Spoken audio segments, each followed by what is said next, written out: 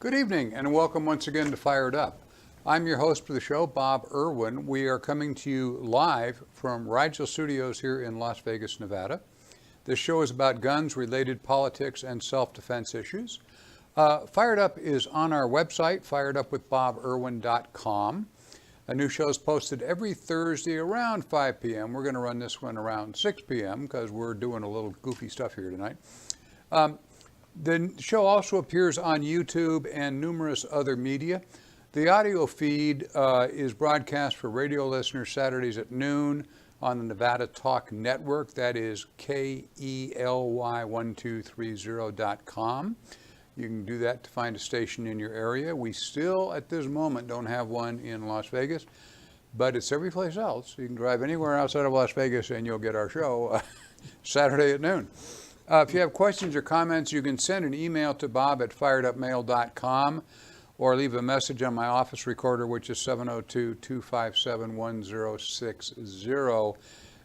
If it's reacting to this show tonight, on the way over here, I had a major, or just before I left for the show, I had a major crack up in my computer. It is like dead to the world now. Something went wrong with it. So if you need to get a hold of me next few days, that telephone number is the best place. Leave a message on the phone. The phone still works. The hackers didn't get at that as yet.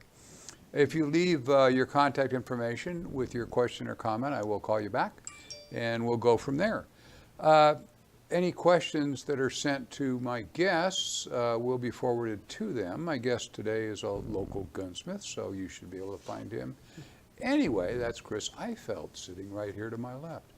We were just commenting before we went on the air that we look like the front runners of the Democratic presidential debate, two old white-haired white guys. And we've decided we may both run for president, and the guy in second place will be vice president. We made a deal just before we went on the air. So hold your vote until we get on the ballot. Anyway. There are several hundred defensive uses of firearms every week in the United States. Most are not covered by the mainstream media. So we always present a few of those for listeners' education if you own a firearm or carry one for work. This show is a little bit different because we're going to talk about the issues we have currently in Nevada with some gun laws that are just on the cusp of coming under or into force, which is why I wanted Chris on the show, because he is living in the industry, and I got to scoot over a little bit because it's Mr. easy. Vice President. Well, I see that the other way around. But we'll talk later. I get to live in a bigger house. If the president gets the bigger house,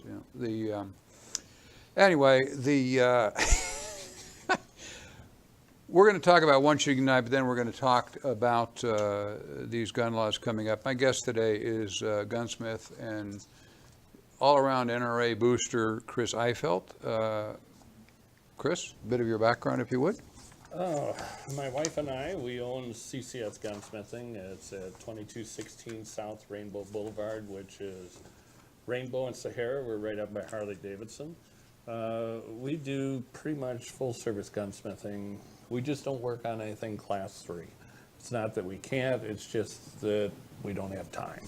So, but we've been doing it for going on 30-some years now, so we're getting to the point where we got it figured out, I think. I think at one point we were the only two gun shops in town. That was it, yeah.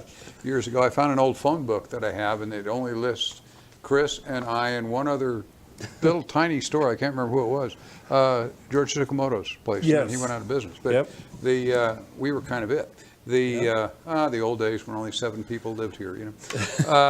Anyway, I want to do one brief story because it annoys me so much.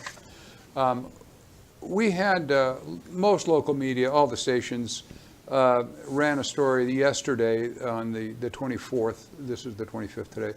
A 75-year-old security guard was shot to death. He was found unresponsive Monday night at the Quinn Apartments locally here by a resident who called for help. The officer was unarmed, was patrolling an apartment complex on Mountain Vista Street near Russell Road. not too terribly far from where the gun store that I used to run is located. He was killed by a gunshot to the head. They're now searching for the shooter. The note said those who live in the complex are in shock that a person hired to keep them safe was not safe himself. I have personally, over my career, trained several thousand security officers they have a special program for armed security you have to go through to carry a gun. This just was a heartbreaking story to me that this guy is working unarmed, described by the neighbors, he's the nicest guy in the world, was always helping people with their groceries and this, that, and the other thing. 75-year-old grandfather, unarmed. He was certainly no threat to anybody, and got shot dead. It's just part of our ever-increasing crime rate here in Las Vegas. But this is, I'm a 75-year-old guy who trained security guards, and this is, boy, it just really struck me when I saw this. Yeah. I've got lots of war stories about that, but I'm going to get back to what we're planning to be talking about in tonight's show. I think one of the worst things is he was unarmed. Yeah, well, that's the whole point. You go through a security here. If they're going to carry armed, they have to go through a program from the Private Investigators Licensing Board and this and that, and it's kind of complicated, and they have a couple of days training in the use of the firearm and the shooting qualification and use of force training and so forth, which is all nice. It's a pretty light course, obviously. Training somebody armed, I was always the advocate that it should be longer than the 20 or so hours we were doing. Yeah. But the way it works now, the guard has to pay for it, and then when he gets hired, the state set it up so they make money. The guy has to go through the program, and it's paid for, and then if he passes and is hired, then the company, generally, the guard company, will reimburse him, and they don't have the money to do that. I mean, this is, I'm assuming the guy would rather be armed. I don't know. You never know. We had a lot of unarmed guards at the time. Yeah. It's not required for security in casinos. Don't fall under the law. It's only required for officers that work off the property that the owner, not on the owner's property. So it covers Brinks guards, armored truck guards, things like that. But it doesn't cover private security working for private places like this. And a lot of them have these guys at work, and a lot of the guys in banks are unarmed and so forth and so on. Yeah. And to me, it's suicidal. The bad guys will kill you for nothing. Yep. In this case, they killed this guy for absolutely nothing. I'm sure they're going to find out that he was in the wrong spot at the wrong time. Yeah, Somebody just took offense to it. This is like the third one this year that was unarmed that's been Yeah. killed. And one guy was shot over stealing refrigerators at a construction project or television sets or something, and they just killed him. Yeah. No reason. They don't want to leave witnesses. So, these are the same nice guys. Turn your phone off, Bob, because it's could come on in the middle of the show. Anyway, our new left side legislature and governor that we elected recently are pushing through an entire boatload of anti-gun legislation right now. One of the most dangerous is called AB 291. It is essentially a useless bill because what it does is it outlaws bump stocks, which are already illegal. As regular listeners know, they were made illegal federally some months ago. Yeah. And they were required to turn them all in by a certain date, which is now passed, and the manufacturers of them turned them all in, and so forth and so on. So it's illegal to have a bump stock anyway. So why are we having a bump stock bill? It's because ours says bump stocks and rate increasing devices. That's what encouraged me to have Chris on the show to discover what a rate increasing device is.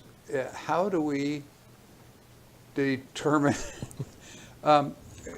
given that bump stocks are already illegal, this is obviously a waste of paper, but because they added this secondary thing, so what is what it says, a rate increasing device? Comes under the heading of sort of like that belt-fed bolt-action Mauser, and the bolt moves nice and easy, but you still have to. Cocking on opening could be a device. Well, it doesn't, that would, yeah, the ones that cock on yep. opening, it does increase the speed that you can fire. Exactly.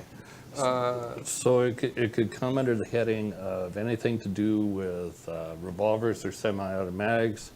If you do a trigger job so that it's not creepy and 12 pounds or something like that. Basically, we do a lot of trigger jobs on automatics and revolvers for older people that have arthritis in their fingers and their hands, and they're not able to pull the trigger easily. So we do a trigger job on it. So that could be considered a rate increasing device, I guess. Well, the one that came to mind when I read this was putting, we all know Glocks come standard now with a 5.5 pound trigger, and the way they work inside, there's 2 or 3 parts that you put in that make it, change the trigger pull and the distance the trigger pull is required for a reset and so forth. You can really, that's why so many people carry Glocks that shoot combat shoots and this, that, and the other thing, because they are, they're adjustable really for the basic shooter, however you want to make it work. And most of the gun shows, you will see 3.5 pound they call them connectors, but it's actually several parts. 3.5 pound connectors for sale, and recoil springs that are different, and other things, which obviously, if you're just pressing the trigger, if you lighten the trigger pull, that increases the rate that you can fire. So I don't understand where I understand what this bill says. Bump stocks are already illegal, but this could put an awful lot of people in jail who have already target pistols, or They even went so far as to say that anything that could be mechanically added to it to increase the fire frequency of it, which means that if you have a Gatling gun from the Civil War and you crank it really fast, which you could, if you were in shape and been going to the gym, you could really crank it up really good. That would be a rate increasing device. I remember some cases years ago with the replica Gatling guns, particularly the 22s and 22 Magnums, where guys came up with electric motors. You could, it's like an electric drill with a cam on the end of it instead of a drill, and you could stick it in the trigger guard, and it would bump the trigger, so many times a minute, which would run the gun. And those were okay because they weren't part of the gun, but if you attached it to the gun, then you're in trouble. It became illegal, and we had all these goofy, well, it's only partially, it doesn't have a screw, it clips on with a paper clip, or whatever. And they finally let all those go because it was a total waste of time. It was an unenforceable law because you didn't have a crime on the other end. They weren't getting their Gatling gun and sitting it in a bank and putting this thing in and using it to rob the bank. They're using it because they're gun nuts, and it's fun to play with, and look what I can do. We still have a Second Amendment in this country, and unenforceable laws are, when they're left with wording like that, they're designed to make the lawyers make all kinds of money because everybody sues everybody, and you have all these people up on charges. But it's enumerated in our Constitution in the state as well as federal that you have a right to keep and bear arms. We're arguing over the bear part all the time now. You can keep one, but you can take it outside your house, and we got God knows how many cases in court now over that. But bump fire can be done by you know, any fairly skilled shooter. I was looking at an article and it said any idiot, you know, with 10 minutes can do this with his finger. That's not really true. It takes actually quite a bit of practice. Yes. I probably got time to do my little story about that, but many years ago I was out shooting with just me and a guy that worked for me who used to be the sniper on the Dallas SWAT team. And being on the SWAT team, he ran the range, so he got to play with his .45 with free ammo all the time. And went out to shoot, and he's got a silhouette target about 8 or 9 yards in front of us. And I'm shooting an all-steel Commander back then, a Colt Commander. And he said, "Oh, well, let me see that." And he takes my gun, and he turns away from me because he's in between me and the target, and goes, "Vroom!" and hands me back the gun with the slide lock back. And he said, "That works really well." I went, "Excuse me?" What just happened there? And he explained to me how it's done. And when I was thinking about explaining that incident on the show, I actually called an attorney that I know and said, if I show somebody on the air how to do that, he said, I wouldn't do that if I were you, because you're showing God knows how many people how to make a 1911 full automatic with nothing but your fingers. I could direct you to some websites that say that, and a couple of movies that they do it in, but I won't. Have we come to this? Literally, this just drives. Anyway, it's incredibly inaccurate, and some of the stuff on the Mandalay Bay shooting.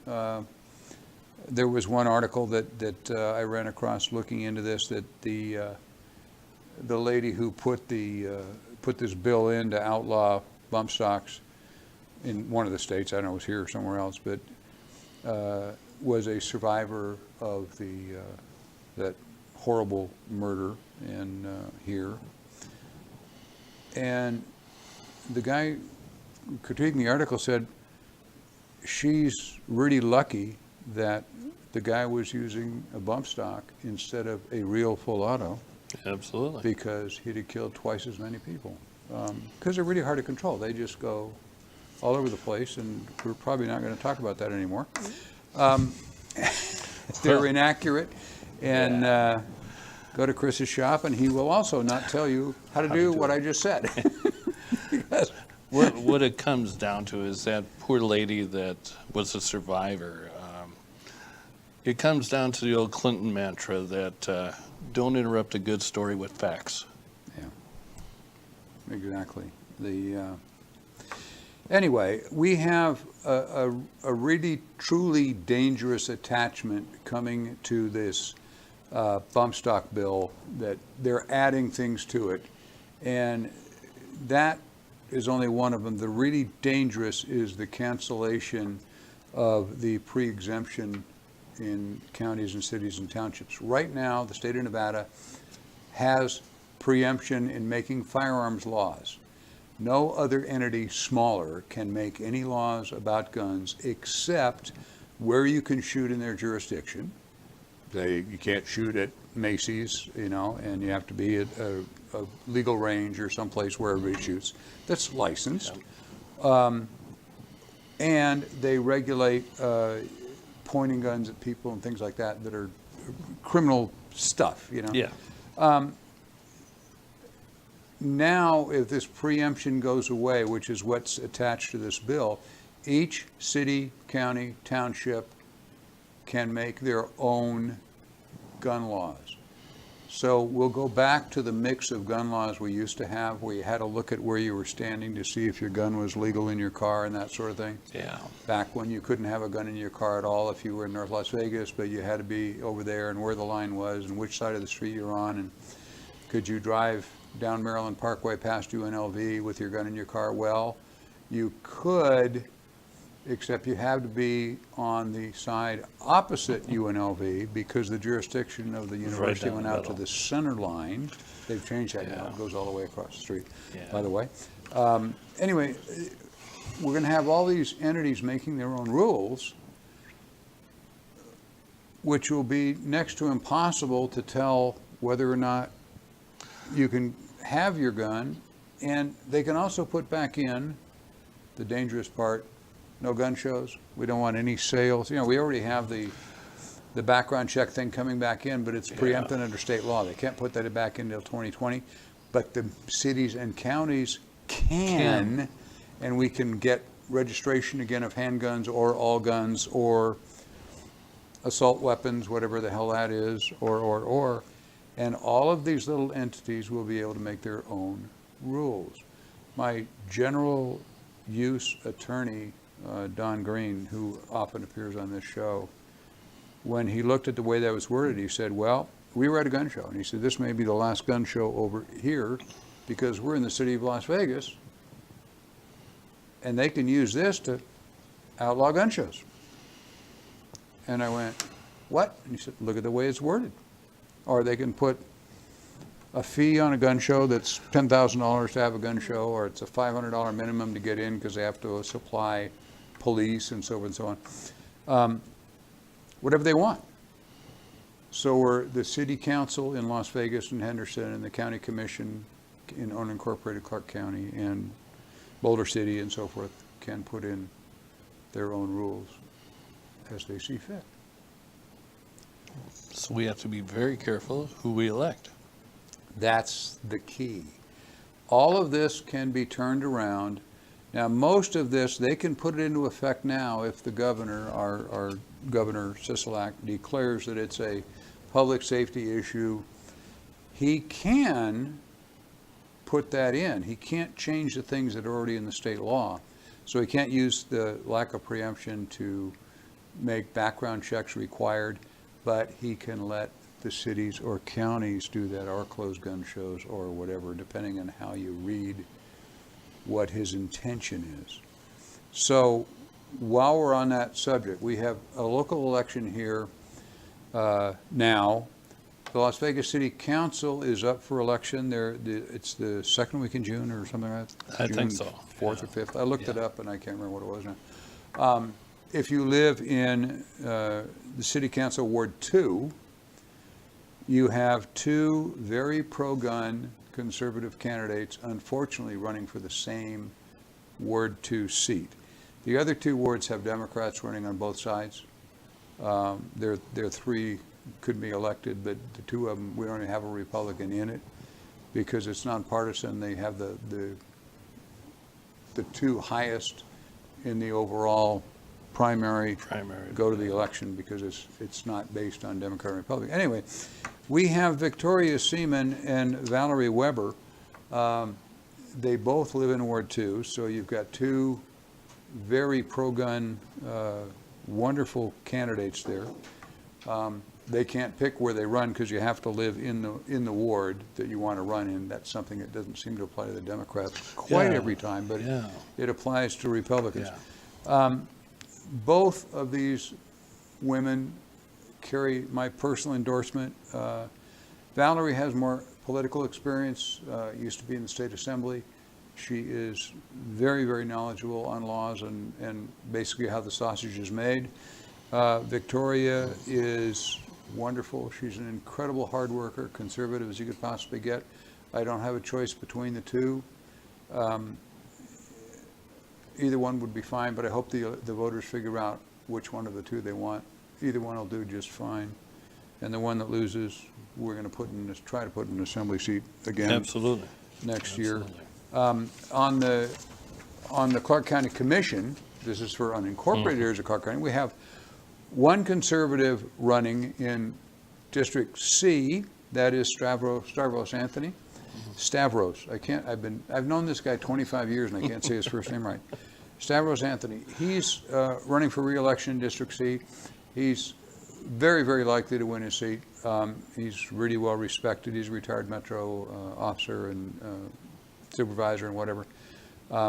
Pro-gun guy, fiscally conservative.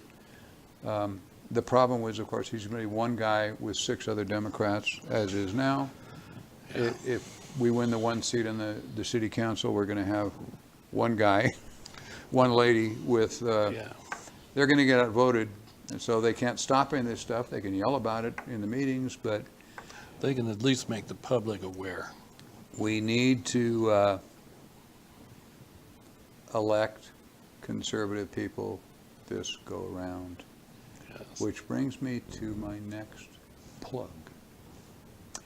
Keystone Corporation, which is a business group that I'm a member of, belong to. The group as in general goes, we endorse state senate and state assembly candidates and the governor when the governor's running. We have, Keystone has a dinner at the Venetian Hotel. There's a surprise. This year it's on October 30th. The keynote speaker we have coming in to talk to the group is Trey Gowdy, who you see on Fox News all the time, ex-prosecutor, really conservative guy. Wonderful man. We are kind of partnering with NPRI to have him come in, and the tickets are not cheap, but you may find tickets and get reservations at Keystone Nevada. That's one long word, KEYSTONE-NEVADA, KeystoneNevada.com. And when you hit that, you will discover immediately a form where you can sign up online, pay for the tickets with your credit card, whatever you want to do.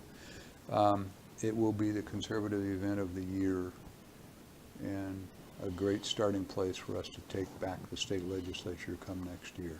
So I encourage you all to go to that. When you look on their website, you'll find them on their board of directors, but that has nothing to do with the show. Nothing to do with guns. Yes. Last shot, Chris. Boy, I tell you, 2020 is shaping up to be a very interesting year. I'd like to thank everybody that came to our Friends of NRA banquet, made it a very good success. Half the money that we raise is going to stay right here in Nevada. And what it goes for is firearm safety, range improvements, different things like that. But we also represent hunters and outdoorsmen. And once again, it's going to be a battle in this state. And we need all the help we can get. Got to take enough seats back in the legislature that they at least have to talk to us before they pass more laws. We'll be back next Thursday here at firedupwithboberman.com on YouTube and the American Guns and Glory Network. When watching, please hit subscribe on whatever media you find it on, and the shows will come to you automatically around 5 o'clock or a little after on every Thursday. We have some local merchandise for sale to support the war here. I spend all my time giving out free advice. This is how you can help me pay for the show. We have logo merchandise. These are orange camel hats and all that stuff. Some really cool stuff. If you go to firedupwithboberwinstore.com, that's on the bottom of your screen. Look at that. The audio portion again is repeated on the Nevada Talk Network all across Nevada, Saturdays at noon. And I thank you for supporting Fired Up. We are right on the button for time. Could you tell we were doing this without a monitor that was working? Because I had to keep looking down at my notes. I remembered my name every time. There we go.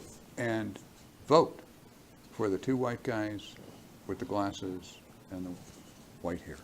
We're giving away free ice cream to everybody. Thank you all. We'll see you next week. I hope to have Don Green on next week. I think he'll be through with some trials he's working on to get into some of this stuff and how we can fight a little better and where we're going with what's in these bills, which we will know next week because they're just being written as we're doing this now. So tune in next week. There'll be a lot of information about upcoming gun laws. Thank you all. Have a great evening.